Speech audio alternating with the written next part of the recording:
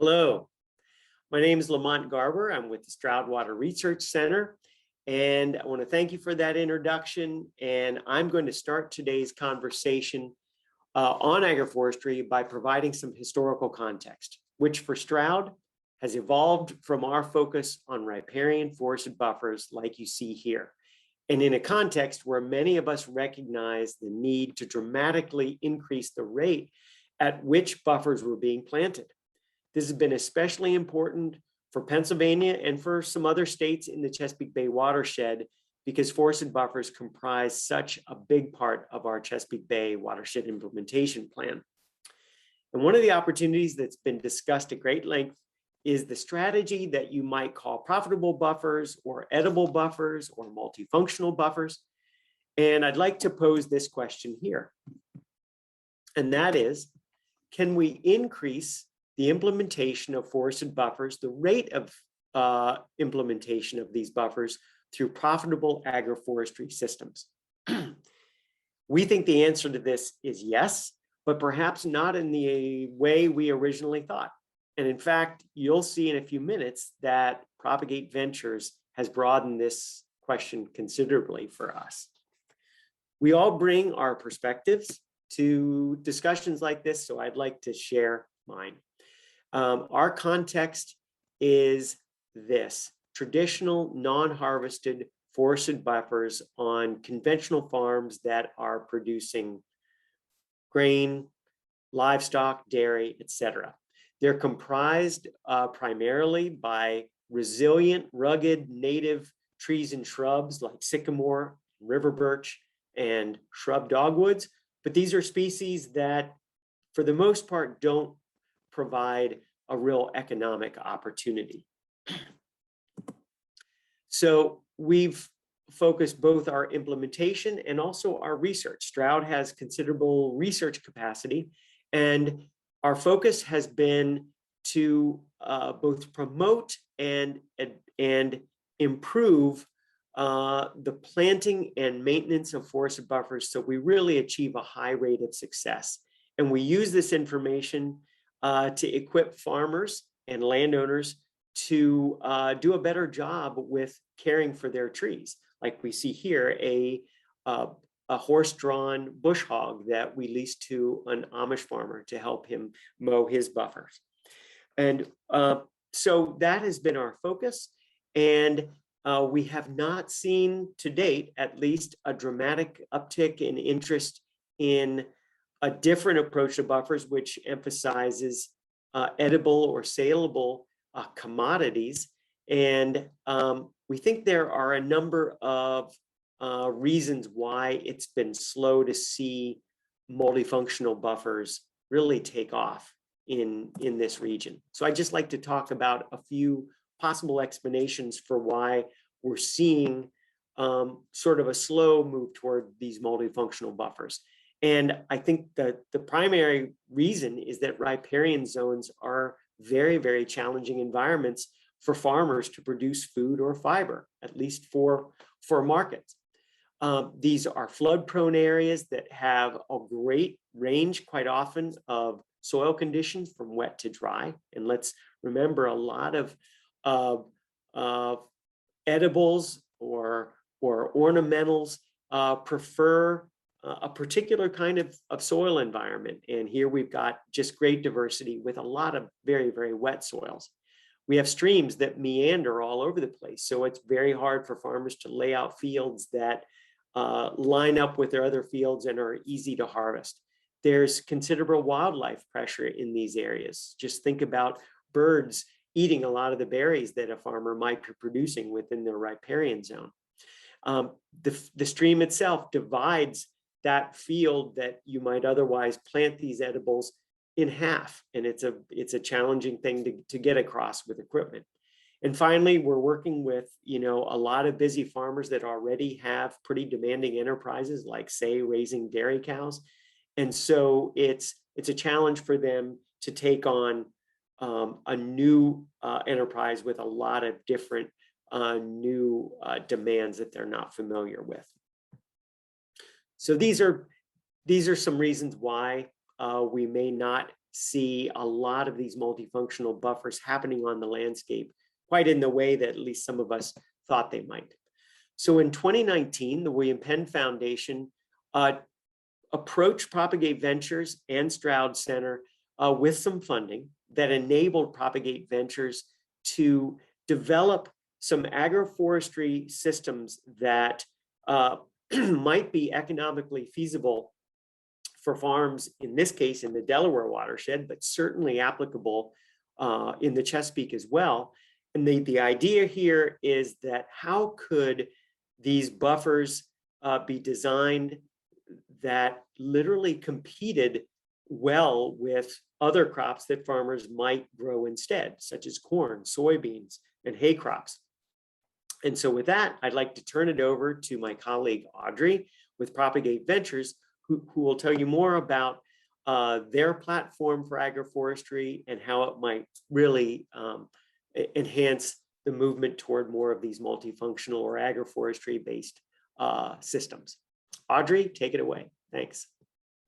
Hey, Lamont, thanks so much for teeing me up with that history of riparian buffers in the Chesapeake Bay. I'm excited to take the conversation and share with you all the approach that Propagate Ventures has towards riparian buffers, a concept that we call extreme buffers, which I'll share more in depth about throughout the presentation. But I'm excited to share about the role of commercial agroforestry that it has in helping to add more trees to our landscape in the Chesapeake Bay watershed, as well as in other parts of the United States. Just for a quick background, I'd love to share with you all, going even further back in a historical context, how well treed our landscapes used to be historically and how much we have seen a loss of trees across our landscapes. And particularly in a context like the Chesapeake Bay, that has major implications for how pollutants and nutrients enter into our different waterways and kind of how we've gotten to the place that we're at where we need to clean up the Chesapeake Bay. So just would love folks to have this image and realize trees used to be a much more real part of our landscape than they are today. Quick background of Propagate Ventures. So, at Propagate Ventures, what we do is we help folks identify the best fit commercial agroforestry for their operations. So what that means is helping them identify what the appropriate context is for adding tree cropping systems such as fruit shrubs, fruit trees, tree nuts, as well as timber. And what can that look like as a new stacked enterprise to their existing operation? And the way we do that is through sort of a three-step process. We have built our own software to go through an analysis process to understand what the appropriate options are for a farm given their biogeophysical realities, their market realities, as well as the goals that that farm has for what they want to see out of their land over the next 20 to 30 years. The second step is that we can also help support them. Once we kind of created that blueprint through that first step, helping to craft what that could look like, we can help step in and help them actually establish and install those systems.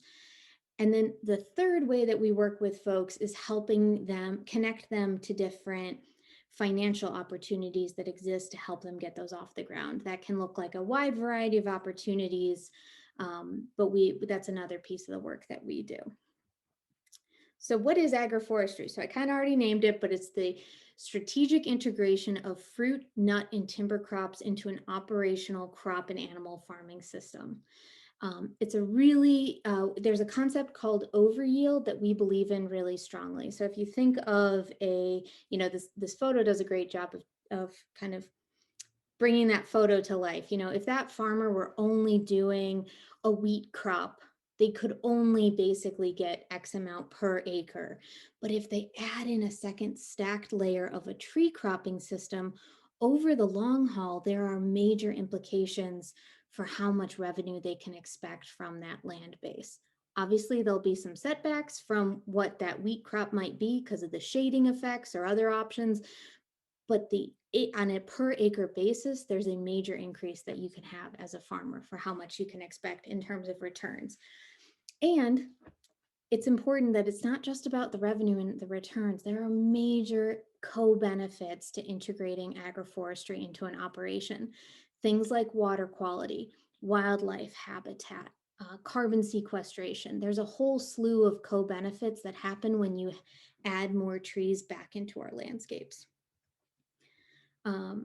There's also other benefits like adding more jobs, to different areas, which can be really important. Depending on who you're talking to, there's a lot of importance of adding economic development as part of this conversation for if we want to advance environmental goals, how can we also advance that economic agenda as well at the same time? And those being paired together is incredibly powerful. So what we do at Propagate, like I said, is we help folks craft these designs to understand, okay, what could a tree cropping system look like? What are the species that are appropriate given your climate, given your geography? Again, market proximity is so important. And helping farmers understand the management and operational realities of adding these tree cropping systems.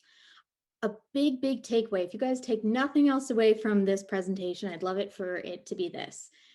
Agroforestry is an underutilized tool in our toolbox of how to add more trees to the landscape. Commercial agroforestry, though, is not appropriate for all farms. And so what we're really excited about is advancing this, but recognizing that it's the right fit for certain operations, not all operations. Part of the work that we do that helps folks understand if agroforestry is the right solution for them is having a lot more certainty and clarity about how this is going to affect them over the long term.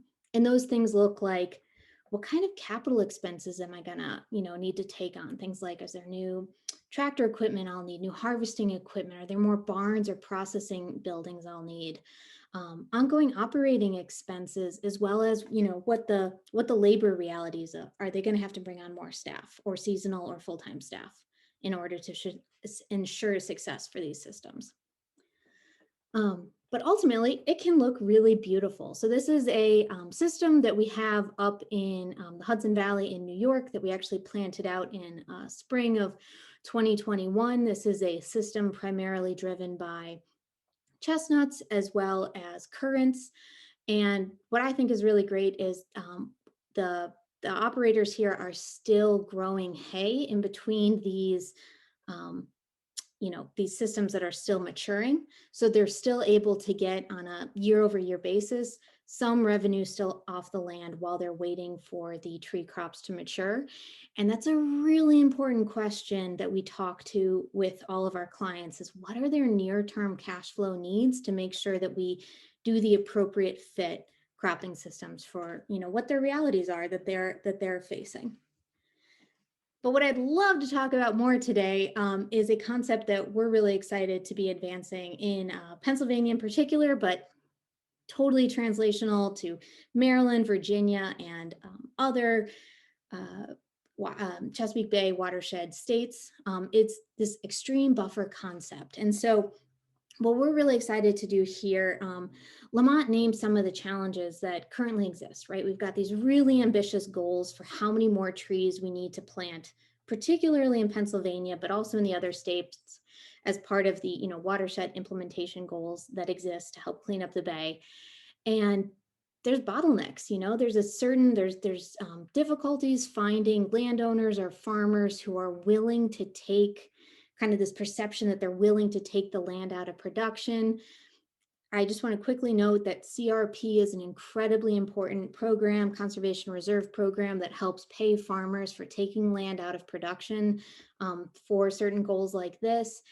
Incredibly important program. We really support that. But there's other folks who can be convinced to add more trees to their landscape if you can speak to their bottom line and talk to the financial realities that they face, that they've got bills to pay and they've got, real realities like that they want to see from their land base. And so commercial agroforestry can help with that, help them get what they need out of their land base. So I'm going to walk through a few different Pennsylvania-based examples with you all. These are all Southeast Pennsylvania examples. So here you can see that I don't know if you guys, I hope you guys can see my cursor, but down here, this is the stream, the tributary stream that's right, right up against and adjacent to the field. They already have a certain amount of traditional buffer. And what we're really excited about with this farmer is to expand the traditional riparian area. So here's the concept of extreme buffers. It's taking the riparian buffer area, possibly augmenting it, which you can see here. There's an additional blue layer. And so that's augmenting it with name your favorite conservation species. Mine happen to be sycamores, redbuds, but there's myriad of others. So you add more conservation species to be that sponge right before the waterway. And then you envision what are the perennial cropping systems that are appropriate for that farmer's economic reality, for the biogeophysical reality. Are there perennial cropping systems that make sense for their operation, and adding that up through the fields in the uplands away from just that sort of traditional riparian area. And that is what we call an extreme buffer, which quick shout out to a staff member at DCNR who coined that term, but that's what we're really excited to be advancing.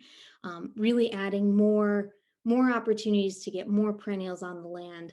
Quick note that you'll see that these green layers are biodiversity rows. We add those in throughout our fields for integrated pest management. So that's habitat for a variety of beneficial insects that can help reduce pest and disease pressure on the commercial crop of interest.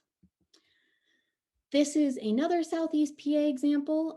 So this is, as you might be able to tell, these fields are kind of a traditional row crop of corn and soy rotation, but this farmer was actually interested in this green area being a traditional riparian area in this ephemeral waterway that he has on his land base. It's a real trouble point for him. Like Lamonte mentioned, saturated soils, it can be hard to get your tractor equipment in and out of there. So it's a real trouble point. So he's like, let's turn that into conservation area, right? Let's put in a traditional riparian area. And then this red area, he's interested in a walnut grove. And in this kind of orangey area, he's interested in doing chestnuts. And we see this time and again that farmers are interested in dabbling in a small pilot amount, and long term, he expects that if he sees what he'd like to see on the success from those areas, he's interested in expanding it throughout his field and then integrating chestnut trees amongst his sort of more traditional annual crops, which is called alley cropping. It's one of the agroforestry practices. Another one here, another Southeast PA client that we have. He, again, this green area is traditional conservation area. He's interested just kind of expanding that and preserving that from a land stewardship perspective. He has a really strong ethos in that, but he also is grazing animals. And so he has cattle in particular. And so we're looking with him on a silvopasture agroforestry plan. So silvopasture is the strategic integration of trees or shrubs with pasture land to support the animals. And that has a myriad of benefits, such as, in the wintertime, it is protection from the cold. In the summer, the shade helps protect from heat stress.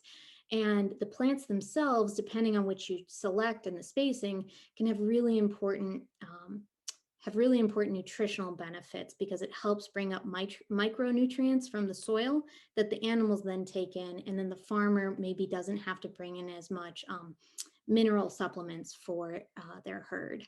And it also can help offset the costs for the farmers in times like winter when they're importing hay perhaps from a neighbor. If they have their own fodder areas, that can really support the economic returns that they need to help with their operation.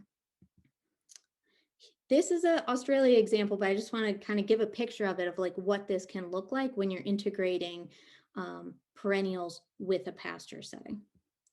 Again, here's another couple just to, put an image to it. But ultimately, what we do is we help farmers design these things, and we help them understand the management realities. We help connect them to buyers who are interested in regenerative products. So all those pieces is what we do. And again, I can't stress this enough. The most important thing that we can do is pick extreme buffers and commercial agroforestry cropping systems that fit the context of that farm's operation. And so a really key part of that is having the farmer to have clarity on what the economics are for the long term, for what it means to integrate these operations on top of whatever they're already doing. I also finally just want to make a quick note that agroforestry is both an old and a new industry. There are many people who have come before us who recognize the importance of integrating perennials and different perennial crops into the landscape. I think it's notable to say that, there's a lot of native communities who have been doing this long before at least my ancestors came to this continent. And so that's a really important thing to note, as well as this is a really nascent industry. And so a part of the work that we do at Propagate is bringing together the latest research on these different crops, the latest market realities for these different crops, and putting that into our software so that farmers can have the most up-to-date and highest quality data to help drive their decision making. So really appreciate the opportunity to chat with you all today. There's my contact info. Don't be shy. Happy to always nerd out about these things. And as somebody who started in the Chesapeake conservation industry before moving on to agroforestry, if there are folks who are excited about the opportunities with agroforestry, I'm happy to chat and talk with you all if you're looking for kind of what could career opportunities be in this new burgeoning field. And thank you, of course, to Lamonte, to really wonderful collaborators that we have at Stroud. And with that, I'd love to leave it with questions. So we have plenty of time to hear what you all might have questions about. We just barely scraped the surface. Agroforestry is complex, but thank you all.